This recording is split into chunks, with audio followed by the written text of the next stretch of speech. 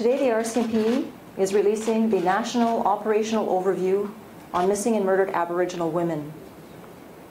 This report is the most comprehensive data set that's ever been compiled by the Canadian police community on missing and murdered Aboriginal women.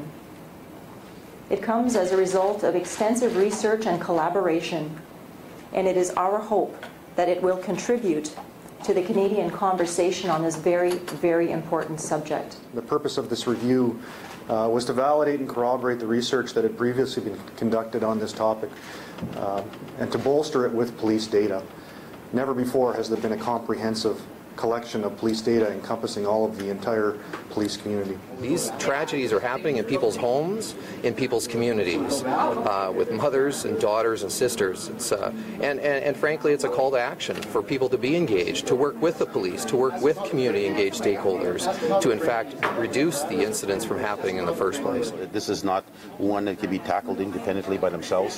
This is not one that can be tackled, in fact, as I said openly, by my own government as a Métis government. I think it's one that we've got to tackle together. There's so many variables in the data that's been displayed for all of us, and I think it's very clear we need to work together on this. And RCMP, as I said, can only do so much.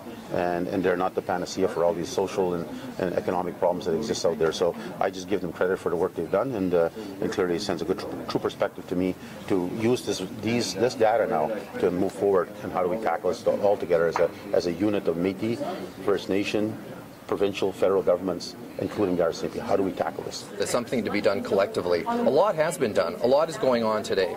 As you've heard, a 90% solve rate. But before we get to that, obviously the prevention piece is so important. And this will help guide those efforts in the communities that we need to engage the people locally in every community.